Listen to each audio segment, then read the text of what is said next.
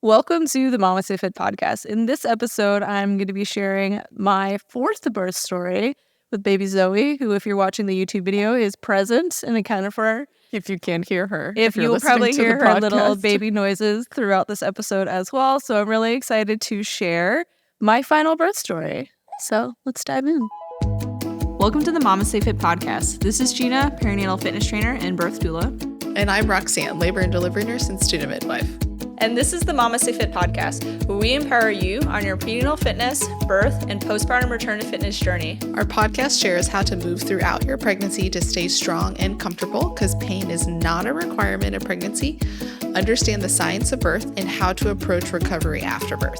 We share our personal experience as mothers navigating this stage in our lives, plus our professional expertise as birth workers and fitness professionals. Our goal is to help you feel confident as you navigate the perinatal timeframe for an empowering pregnancy, positive birth, and postpartum journey. We're glad to have you with us on this journey and that you have chosen us to support you.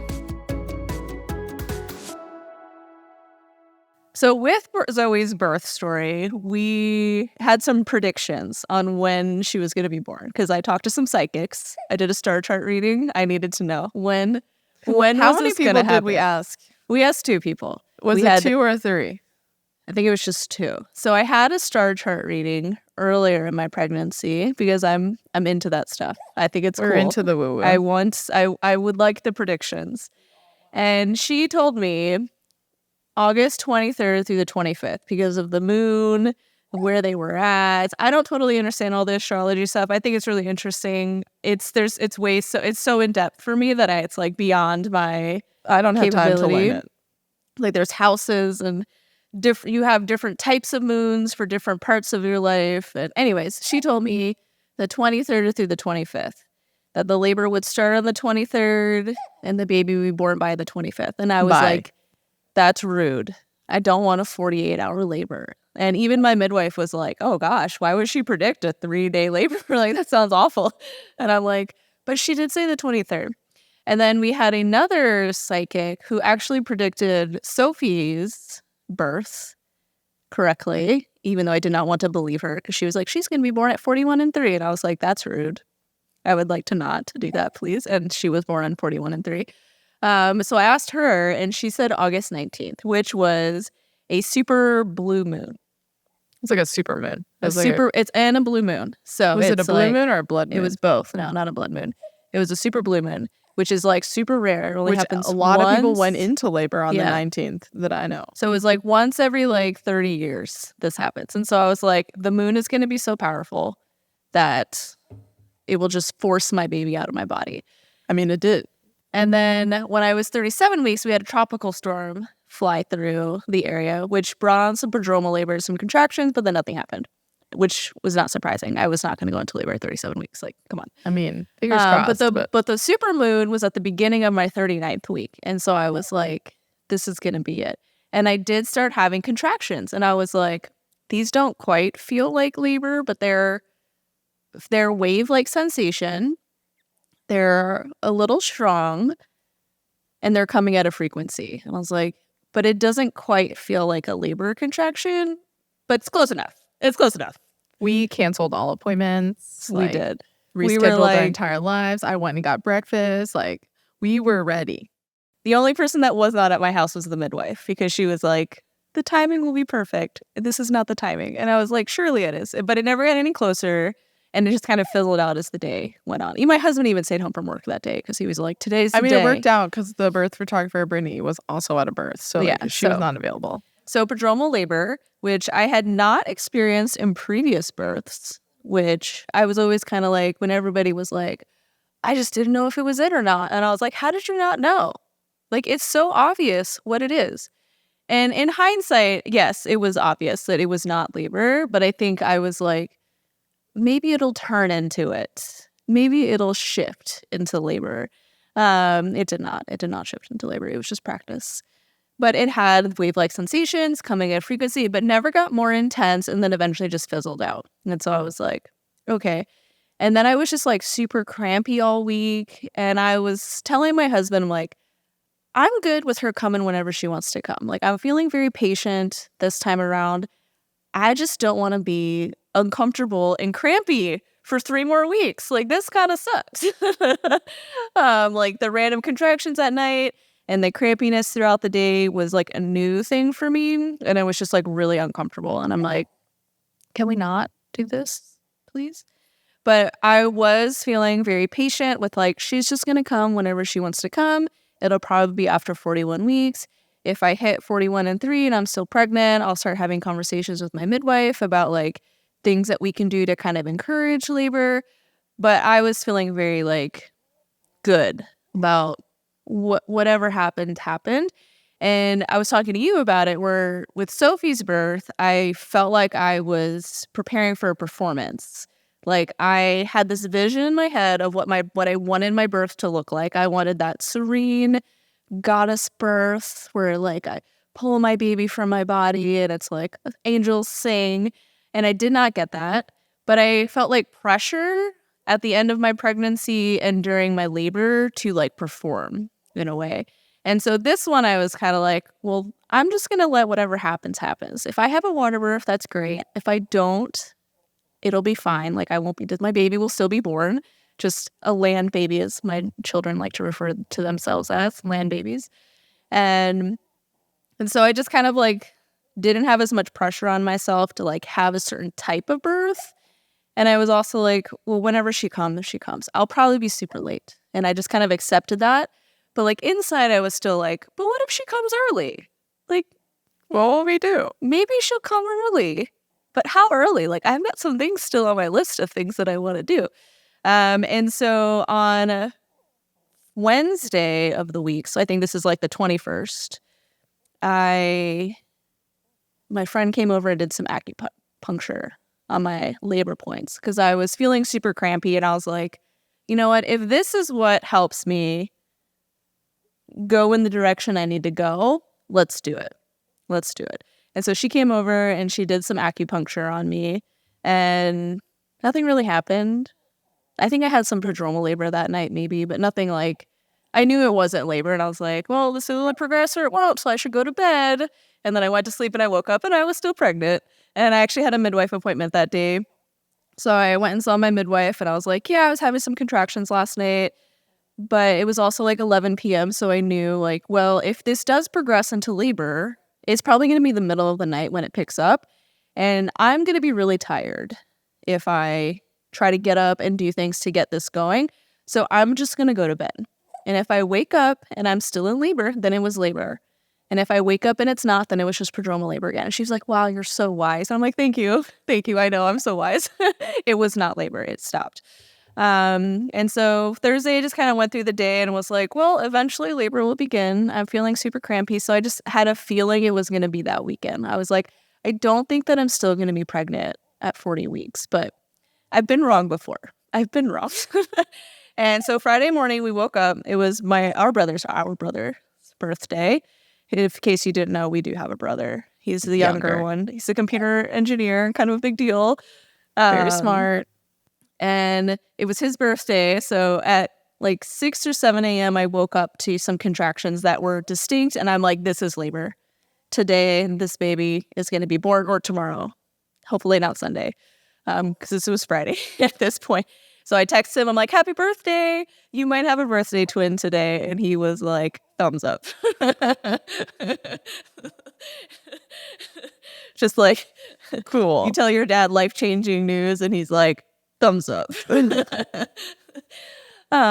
So I just kind of rested in bed because I was like, well, this is either going to continue, which I feel pretty confident it is, or it's not, which again, I knew this was labor. And so I told my husband, I was like, hey, I'm having actual labor contractions. They're distinct. They feel just like the other ones. They're different than the prodromal labor. So for me, the difference is with the prodromal labor contractions, like they were that wave-like sensation where it built, it peaked, and then it released. But it was kind of like my whole belly was like, I had the sensation. With labor contractions, it has that build, peak, and release, but it's almost this like burning, pulling type sensation all in like my lower abdomen. So it's much more like crampy, like more of like a period cramp type thing, but it's like very isolated to like my lower abdomen because I guess that's where my cervix is. And so things are happening down there. And so it was very distinct. It was that like burning type sensation. And I was like, cool. But they were like, I think they were like 8 to 15 minutes apart. We took notes. So let's see. They were pretty far apart. They were about 15 minutes apart. So I was like, all right, this is going to be a while. Like, I'm just going to kind of rest in bed. My husband had to go to the range that day for work. So he was like, well, should I go? Should I cancel? And I was like, I think it's going to be a while. You should just go. And then if I need you to come home, like, you're not that far. You can always just like scurry home. And so he went to the range. My contractions started to get like a little bit closer together once I got up and started moving around. They were like 4 to 5 minutes apart, but not quite to the point where I needed a lot of support. But I was also home alone with my 3 small children. And so I was very distracted by tending to their needs because they're children. And so I wasn't really able to get into like labor land. And by the time he got home around noon, I was feeling like pretty frustrated because nothing had progressed. And then I was trying to like recognize like nothing was going to progress because you were tending to your kids. Like you didn't have an opportunity to like allow things to move, and your body knew that. But everyone was just kind of like taking care of last minute things. And I was just like, the labor is never going to progress ever. I'm going to be pregnant forever. Like everyone's abandoned me. And I got really like down on myself like really fast around like noon. And I had a massage Okay. I was that like, day. And so I was like, I'm going in this massage. Like I am going to go. This is going to be my time away from everyone to just focus on myself because my husband got home. I think you were like getting ready to come over. Like everyone who needed to be there was like starting to do that. And I was like, I'm going to go and just take some time for myself because I'm feeling frustrated because nothing is progressing. So I went to the massage. During it, I maybe had like 4 contractions that I can recognize, but they were stronger. And I was like, okay, I feel more relaxed. I feel like I can sink in a little bit more. And then on my drive home, I was like, ooh, like with my contractions because they were much stronger. And I was like, it was the massage. Oh no. I think I had like 2 or 3 contractions on the way home, and they were again And like, it's a 10-minute drive. Yeah, they were like 4 to 5 minutes apart, but I was like vocalizing through them. And I was like, oh, I don't like this. I do not like this. Did you drive yourself? I did. I drove myself because I was like, nothing's even happening. But all morning, I was like, Gina, when do you want us to come over? Do you want us to come over? No, I'm fine. I'm fine. You don't need to come yet. Like, nothing's happening. Like, doesn't want to tell anyone. I thought Barron was home this whole time, this whole morning, like helping her out. Nope, she's by herself. I'm just Never like, everyone told abandoned anyone. me. I'm like, do you need me to come down? No, I'm fine. We're just hanging out. Okay. It's fine. It's fine. Just nobody wants to hang out with me. So my massage was over my massage was at 1. I got home probably around like 3 from the massage. And at this point, I'm like, everyone, you need to come. Like, the contractions are stronger now. Like, I'm needing a little bit of support. Rush. The baby's Gina falling went from out. 0 to please come now. My daughter had her kindergarten orientation that day. So we were at her kindergarten orientation, like went and grabbed like a snack afterwards. And Gina's like, come now. Contractions are 2 to 3 minutes apart. I'm running across our downtown, like with my daughter on my back holding a cupcake because she's like, we need to get baby Zoe a cupcake. And I'm like, okay, we got to carry it with us all the way back to the school, sprinting across the town because Gina's like, come now. They're very strong. I'm like, oh no. But then everyone showed up and they slowed down because it was like a transition, like a bunch of new people in my space. Everyone had to come ask me questions. Like the birth assistant showed up and was like checking on baby and like talking to me. And then I felt obligated to engage in conversation, which then brought my contractions to space out a little bit more. And then I was getting frustrated because everyone kept like having like conversations with me about like random things. And I was like, can you all just shut the fuck up? But Gina would talk back, so we thought that she was fine. So that was the... So it was very confusing until one time they were talking about a bucket, and Gina just looks over and she's like, shut the fuck up. Like, guys, I don't need you. Let's they not were talk about this bucket. Like what was on the bucket and how we could use it to brew beer. And I was just like, I don't care about the bucket, guys. Talk about the bucket outside. But it was a big point of conversation. So previously, before I went to the massage, I was kind of setting up my space. I had everything kind of out that needed to be out. I had the bed made. So the space was like all ready for me to be in labor outside of like filling up the pool, which the kids were like, when are we going to fill the pool? I would like to fill the pool. And I was like, we ain't got to fill the pool right now because I'm here by myself and I'm not trying to lifeguard you three. And so at 3:00 though, when I was like, things are more intense, and like as people started coming over, that's when we started filling up the pool and kind of finalizing the setup, like making sure like all like the medical supplies were like readily available for when my midwife showed up, like she could set up however she needed. And so everything was kind of, there was a lot of commotion happening because we were kind of finalizing the setup. And so my contractions kind of spaced out. And then I was like a little bit guilty because like everyone came and now my contractions are like 8 minutes apart and we're all just staring at each other. And I'm like, but don't talk to me. But then I also knew, and I think I kept repeating this as like an attempt to like not feel guilty, was once I shift into active labor, it's going to be quicker. Like we'll have a baby soon. And so I think I repeated that like a few times, like to myself out loud to like apologize for everyone just watching me hang out in my bedroom. And I'm like, once the sun sets, I'm going to shift into active labor and we're going to have a baby. And so after everyone kind of like showed up and my contractions spaced out, I was like, all right, I need to go someplace where I can be like kind of by myself. And I was like, the shower. No one's going to follow me into the shower and like talk Except to me. Roxanne. So I went to the shower. I had my breast pump with me, just like the manual one, because that helped last time in Sophie's birth to kind of bring things a little bit closer together. And it did a little bit. Like I think contractions came back down to like 3 to 4 minutes apart. And I was just like, all right, the breast pump is not really doing what I want it to do, which is make me an active labor. And I think I just need to take a nap. Like maybe I'm just tired and this is my body's way of communicating that I'm sleepy right now. Because when you have like a physiologic birth where you're just laboring, it can kind of ebb and flow based on kind of your needs throughout the day. And so I was like, maybe this is my body saying that I need some sleep. And so my midwife had kind of shown up at that time and she was like, yeah, sounds like sleep is a really great idea. And I was like, thank you for encouraging me. And so some validation. I took like a 30-minute nap just in my bed. I had like, my husband said I had like a few contractions during it. And then I woke up and things were definitely a little bit more intense. While Gina napped, me and her oldest baked another cake, made a chocolate cake with some strawberry frosting. I don't think we ate it. Somebody ate it. Adeline ate it. So after I woke up from my nap, I wanted to go for a walk. And I was like, all right, I took my shower to kind of be in my own space. I took a nap to rest. And I napped for like 30 minutes. And I was like, I want to go outside and like move and go for a walk. And so my midwife was like, okay, yeah, let's totally do that. Do you want to get checked before just to kind of see where you're at? And then I was like, yes. And then you could do a membrane sweep to like see if we can encourage things to keep going. Like I knew they were going to keep going, but I was like, I don't want it to be like 3 a.m. or 4 a.m. when the baby's born. Like if we can do things to keep this going, Keep the train moving. Let's do it. And then again, in Sophie's birth, I had gotten a sweep and it definitely picked things up for me. So I was like, we'll get a sweep and then I'll go for a walk. And I was, what was I? 3.5 centimeters after almost 11 hours of being in early labor. But I was 100% effaced and the baby was super low. I don't know the station, but I was like. She just said super low. I was like, I know she's super low. I can feel it.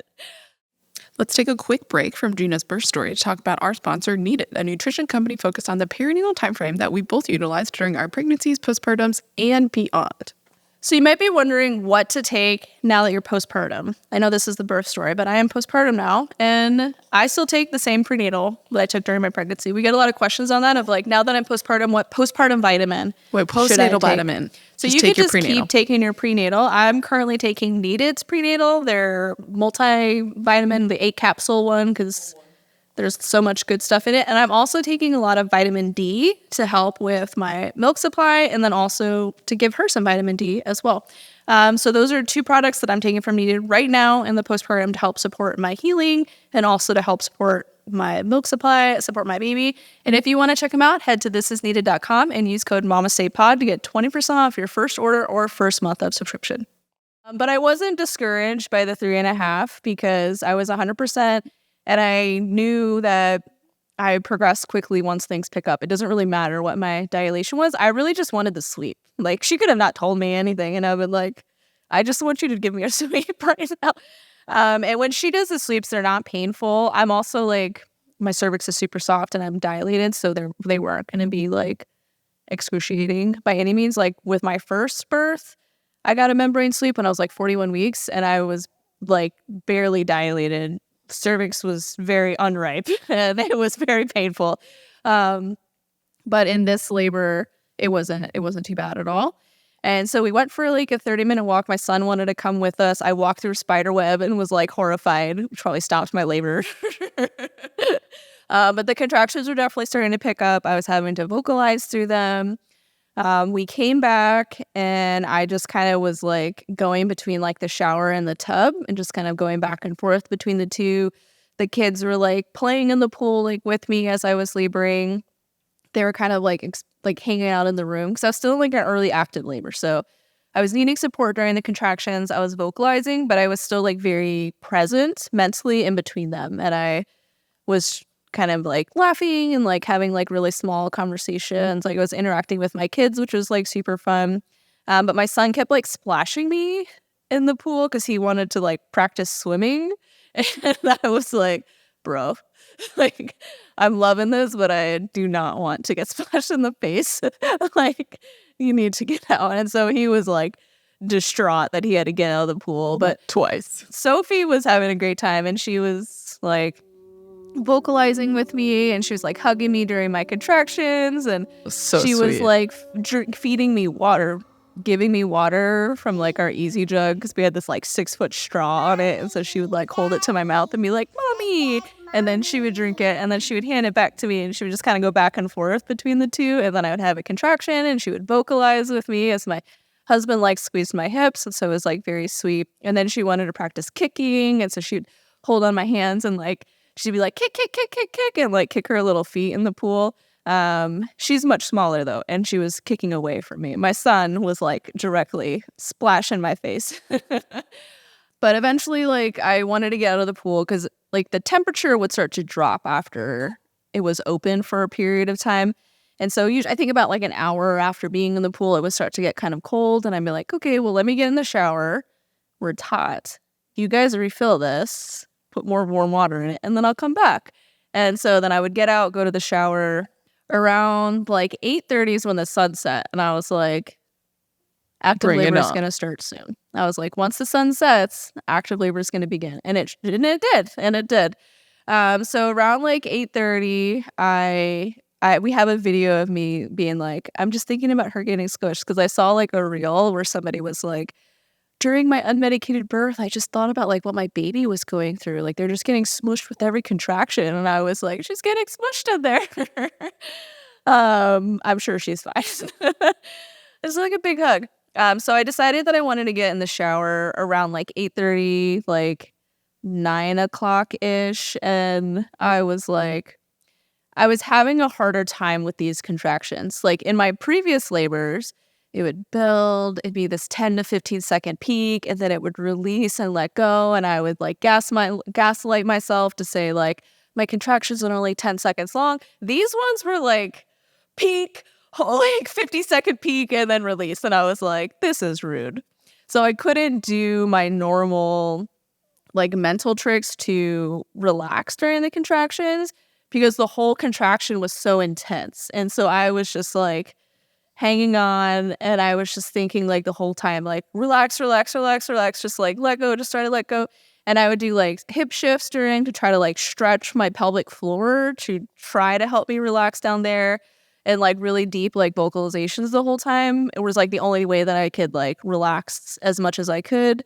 My husband was pretty much like right there the whole time, and like anytime I had a contraction coming, I'd be like and he'd come and squeeze my hips.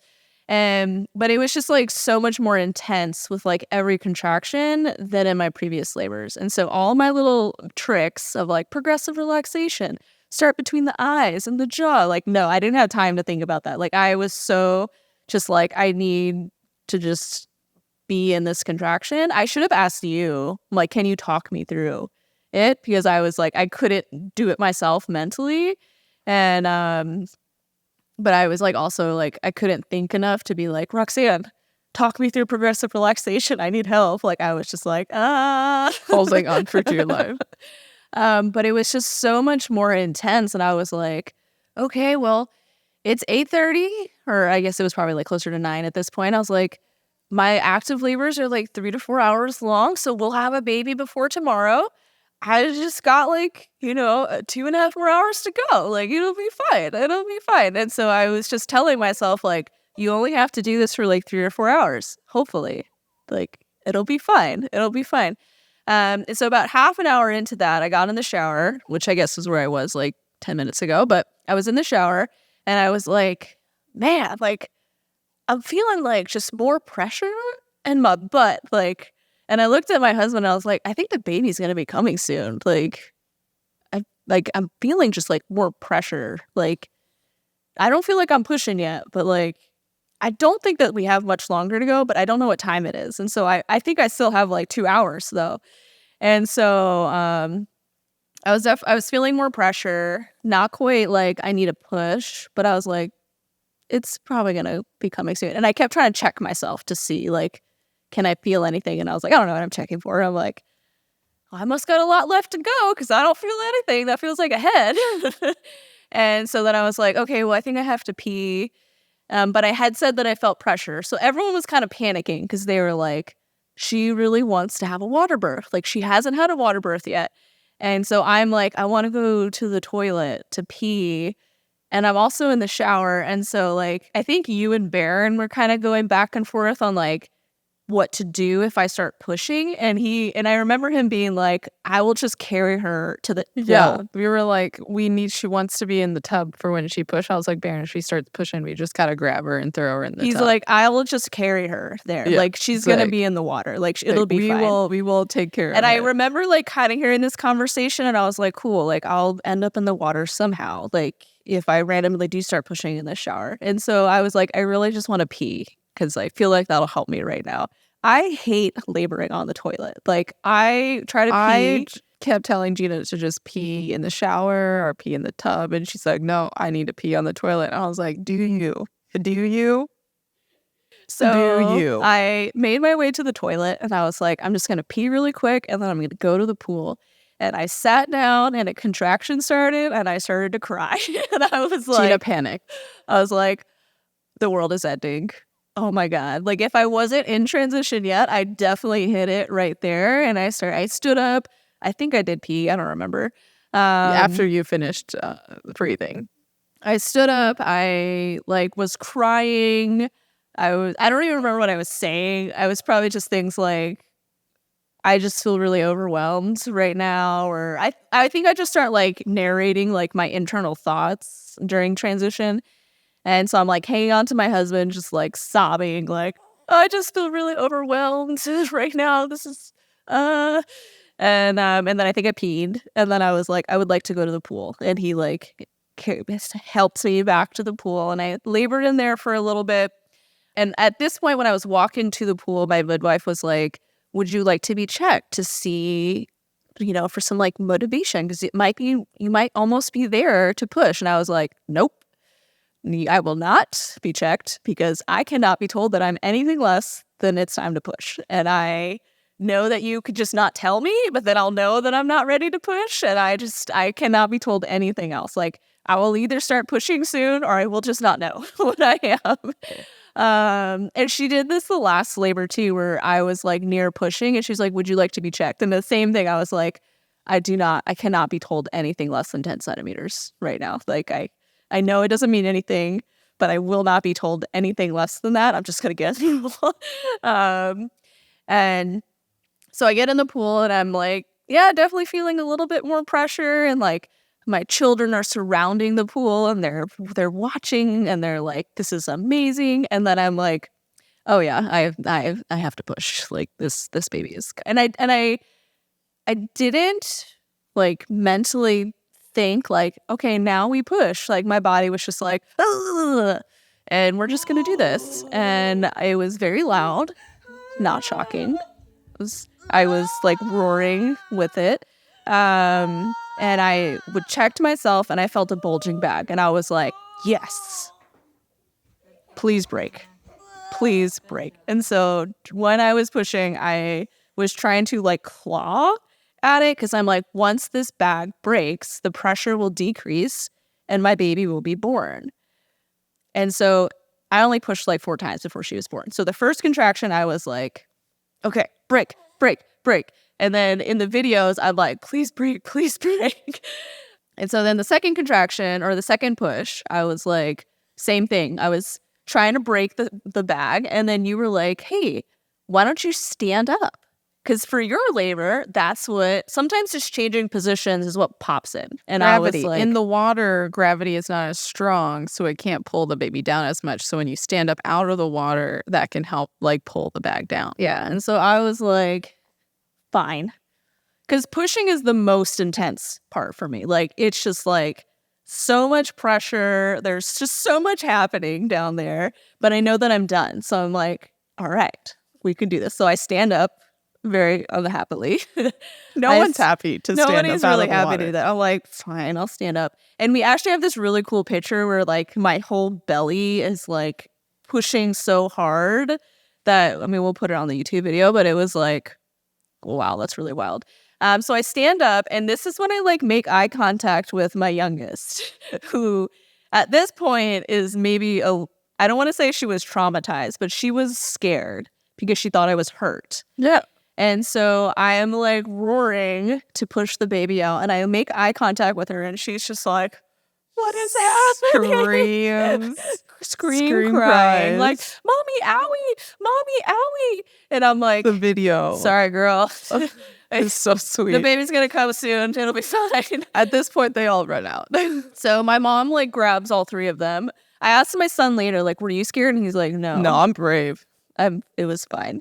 We have a picture of him just like sitting on the bed when I'm in active labor, like eating a donut, like watching his iPad. Like, whatever. Which just is a big contrast from another my Friday. For my last birth. He was like my mini doula. Like, he was like hugging me and like supporting me. And like, he did have moments during the labor where he was definitely more like nurturing, but it was really my youngest during this labor who was like, let me support you as I'm the student midwife. Let me help you. So he was like, oh, it's fine. It was whatever. My oldest was also like, you were really loud. And I was a little scared. And I was like, but it was fine, right? Like, she's like, yeah, it'll be fine. So my mom grabbed them and took them out as I am like finishing that push. And I'm like, I can't stand anymore. My water didn't break. I need to come down onto my knees again. So I think that was like the second or third contraction or push at this time.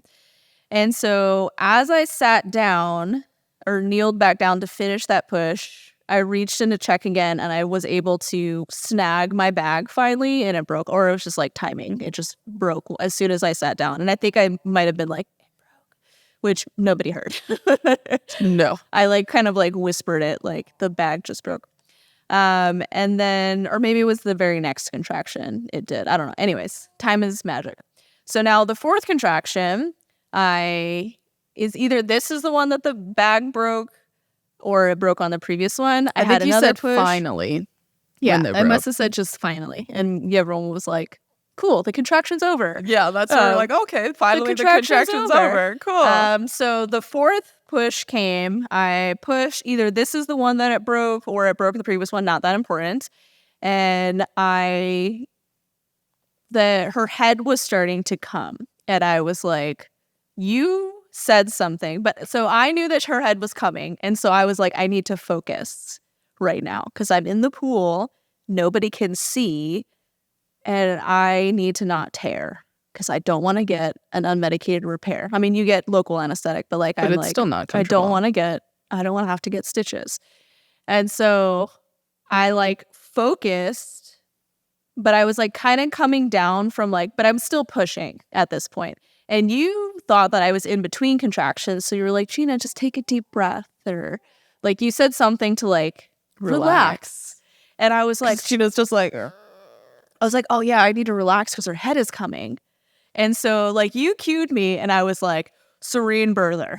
Because people keep asking like, how did you go from screaming or roaring? Because it wasn't screaming, like it was like a very deep roar to like this super calm, collected person. And I was like, honestly, Roxanne just said, relax or take a deep breath. Or she said something to like bring me back to like calming down. And I was like, oh yeah, I need to do that while her head is being born. But I was still pushing and everyone thought I was resting in between because I was suddenly so quiet and like focused. And I said, and Baron, my husband, was like, I knew her head was coming because I was right there. And I think my midwife knew that her head was coming. And so I like kind of said like, her head is coming, or the head is coming. Her head is out. To my husband, but very quietly that nobody really heard. And then I was like super focused because like, okay, I have to ease her head out so I don't tear. And her head's out, guys. And everyone was like, what? So the birth assistant later was like, I had no idea that her head was being born. She's like, but sometimes you can't really see in the water until like somebody tells you. So her head was born and I was like, cool. Now what do I do? Because I had never been able to like do that in a previous birth. Like I'm always like out of my mind. Like I'm just hanging on for dear life. Like there's no way that I'm catching my own baby. And then for this one, I delivered her head all by myself. And I was like, what do I do now? And so my midwife was like, great job. You did amazing. And I like kind of looked at her and I was like, what do I do? And she's like, well, you just got to let her rotate and then just push her shoulders out. And I was like, okay. So I actually felt her rotate, which was, I had never felt that before. And I think it was probably because I was in the water. Maybe it was a little bit easier to feel. I don't know. And so her head was born and then I felt her turn so that her shoulders were now aligned. And then I was like, okay, what do I do now? She rotated. What do I do? And so my midwife like helped me a little bit at this point because I was just kind of like confused. And I was also like in a kneeling position. And so there just wasn't a lot of space between the bottom of the pool and my vagina. And so I think Roxanne was like, I just kind of wanted to tell you to sit back at this point so that you could pull your baby out. So I needed my midwife to kind of help guide her out at this point. And so she like kind of had, like I had my hands on her and my midwife had her hands and she was like, okay, you can push. And I was like, okay. And so I pushed and then she kind of helped guide her out with me. And then I sat back onto my chest and I was like, onto your butt. Onto my butt. Yeah, and I didn't sit on my chest. I didn't drown my baby. I brought her to my chest and I was just like, oh God. Like what just every single birth, first question you'd ask, where's Adeline? I know. So where's Adeline? All my kids had left like a minute earlier because they were kind of startled. And so then they all come running back in and they're all like super excited. Adeline is like, you finally had a water baby. Or she's a water baby. And like Sophie is like right next to me, like really excited. And she's like, baby. And then I'm like, wait a minute, where's my husband? Because he was on like one side of the pool holding my hands. And then went to the opposite side. And so then he was trying to get the kids back in. And then I was like, wait a minute, where's this dude? And he came back and came behind me. And at that point she started crying and it was just like, this like big emotional release happened for me. And I was just like, this is our last baby. And I was like, she looks like Adeline. And it was just like the perfect ending to all my births. And these are happy tears. Just to feel so supported by everybody who just believed in me and like nobody was rushing me during my labor. Everyone was just like kind of tending to my every need. And I was just like, everyone deserves to feel this when they have a baby, regardless of like, you shouldn't have to give birth at home to feel this. Like you should be able to give birth in a hospital with an OB and feel just so supported by everybody who's there. Everybody should be able to acknowledge that this is a transformative experience, regardless of how your baby is born or where your baby is born.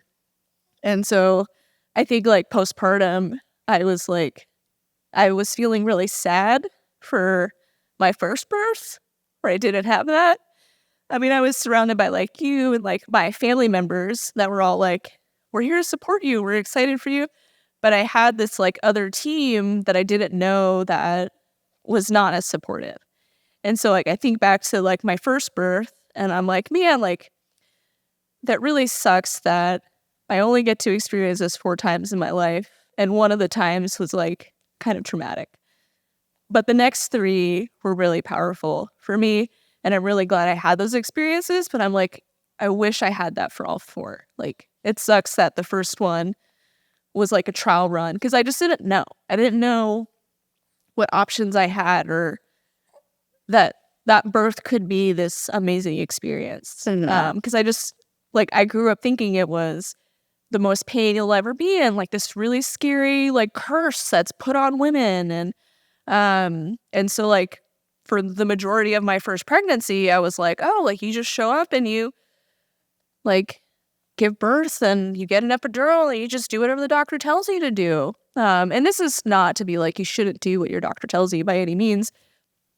But I went into that first pregnancy not realizing that how important this experience was. Like, and I think part of it was like, as I was growing up, like, and even in my young adult life, like pregnancy and motherhood were not these like super glamorized or important things. Like they were just like, you just give birth and then you get back to it. Like you go back to work and you contribute towards society. Like it was very dismissed, like I felt like throughout my life.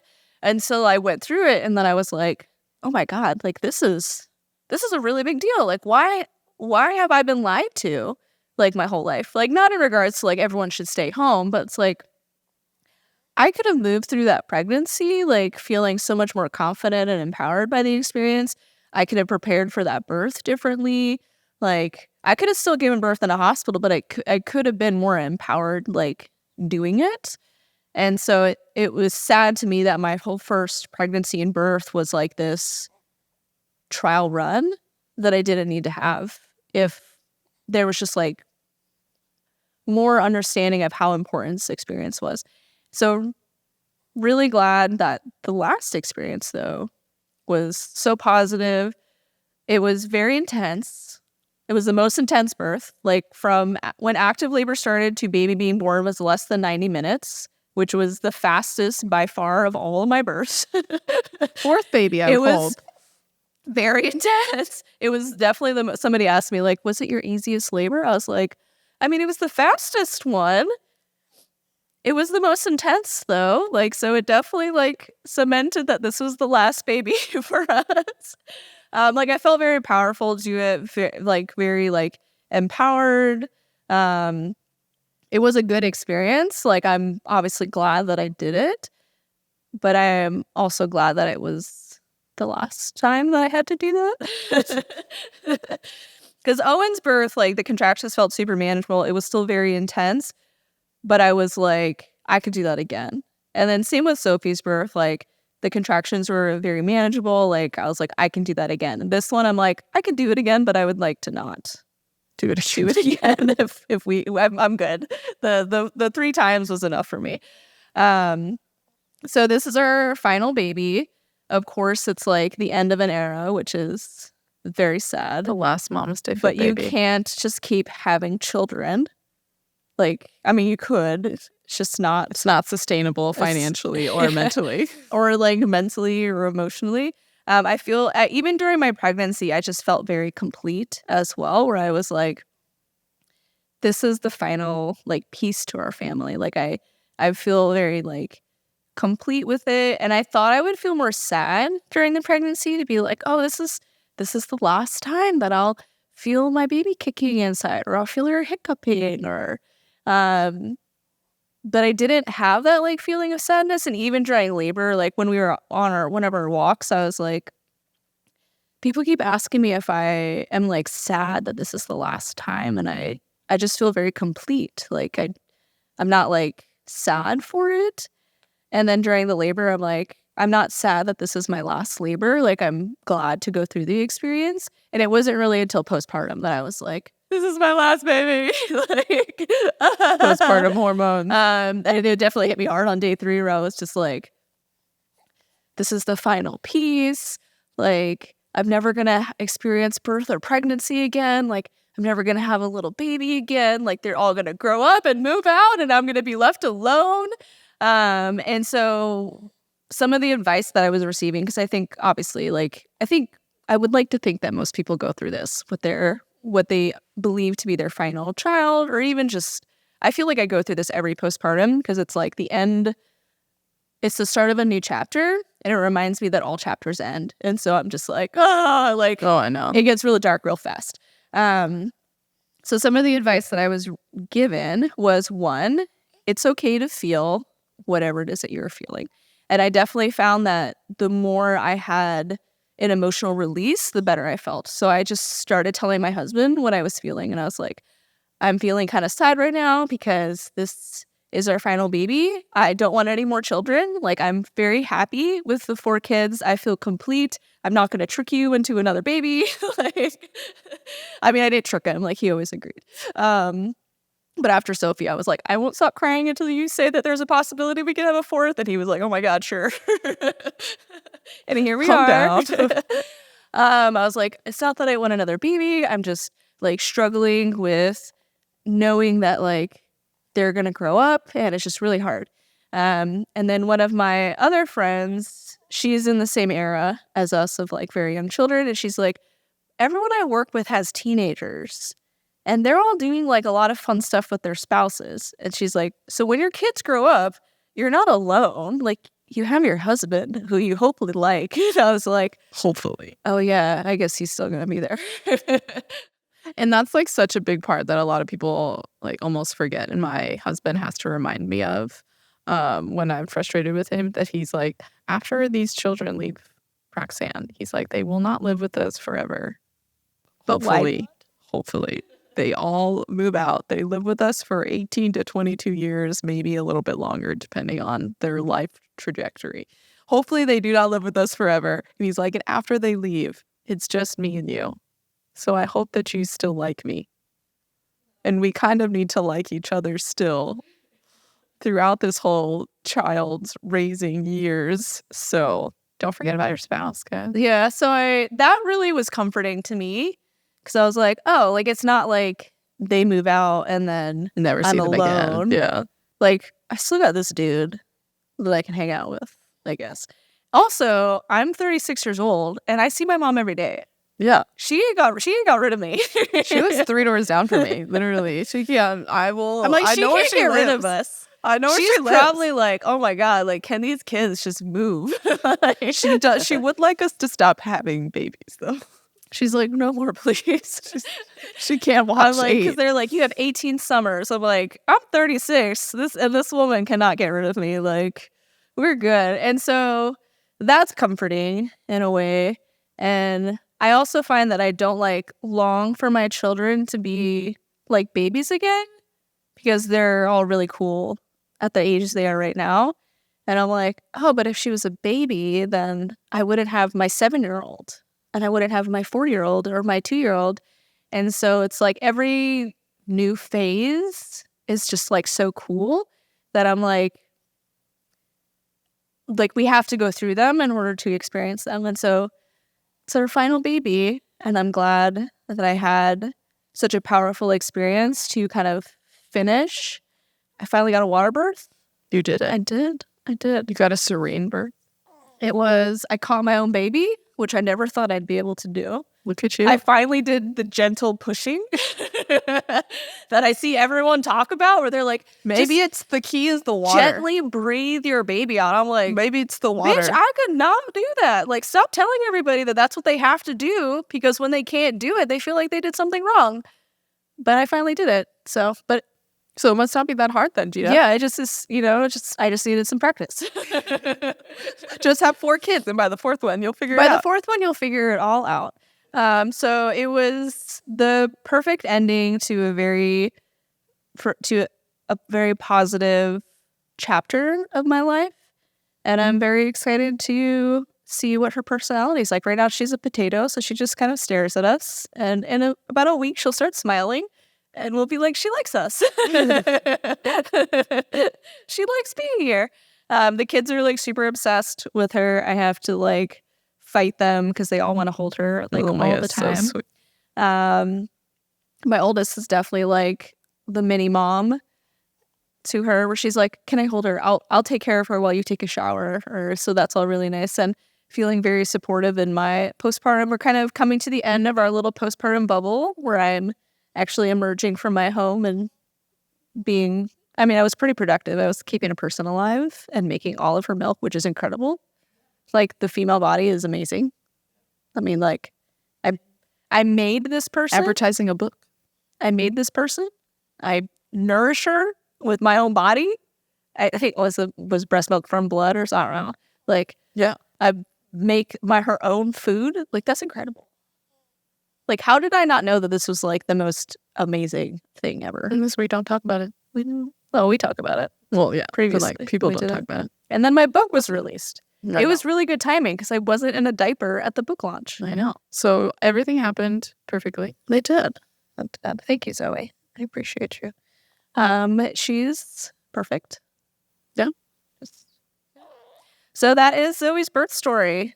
The And final MamasteFit baby. unless there's an accident, the final planned MamasteFit baby. Pray for me. I mean, my star chart lady did say that when I'm 40, I'll have a fifth, and that child will change the world. Unless The Star Chart lady needs to be wrong about these babies. I was like, We're both supposed to have one more baby, according to the Star Chart lady. I'm like, I feel pretty good with 4 though, and I think we're good. I think we're good. But my son is also starting to go through some mourning where he realizes he doesn't have a brother, and he's like, when Zoe and Sophie are a little bit older, you can have another baby, and that baby will be a boy. And I'm like, My Star Chart lady said if I had a fourth, it would be a boy. My husband said that's not enough to convince me. And I was like, me either, but I was just saying. Like, yeah, she's like, this child is going to change the world. And I'm like, husband, we cannot take that from the world. And he's like, the world will be fine. the world, someone else, that baby will be born to someone else, and it'll be okay. Thank you so much for following my pregnancy journey with Zoe. And I think this is like, the 5th pregnancy journey that we've gone through or shared. Yeah. And for following my postpartum journey, and for being interested in her birth story, and for choosing us to support you throughout your pregnancies and postpartums and just motherhood journey. I was really glad to have this community that we've built over the past 7 years. And yeah, just knowing that we're still going to be changing people's lives and helping people have positive birth stories, even though we're done with our own, that's helping me hold on, guys. So thank you for all your kind messages. If you want more support throughout your pregnancy, we do have a lot of support options with all of our free offerings, with our podcast, YouTube channel, Instagram, and we also have paid things, which helps fund all of this. We have our prenatal fitness programs that I did throughout my pregnancy. Roxanne did it during her pregnancy. I really think that that's probably why my labor was so fast. We have our childbirth education course that teaches you the science of birth, because one of the things that makes birth a lot less scary is just understanding what is happening. Like, this sensation that I'm feeling is a contraction. If you're postpartum, though, we do have postpartum fitness courses that I'm going to be doing here shortly. I'm really excited for it. We're going to be doing a step bet challenge, a walking challenge. Join us. Join us for that. And my book is released. You can buy the book. So many options. There's so many ways that we can support you. But if we have supported you during your pregnancy, be sure to DM us to let us know. Because again, like I said, that's what's helping us hold on to the fact that we were outside of Share your birth stories. childbearing years. We're just vicariously living through all of you now. If you want to share your birth story on our podcast, you can DM us to get set up, because we love hearing birth stories and we love sharing birth stories to everyone. I think that they're a really great way to prepare for childbirth during pregnancy. And then, of course, this podcast is sponsored by Needed, a nutrition company focused on the perinatal timeframe that we both utilize during our pregnancies and postpartums. And I still even take it now, 1 year postpartum. And you can use code MamastePod to get 20% off your first order or the first month of your subscription.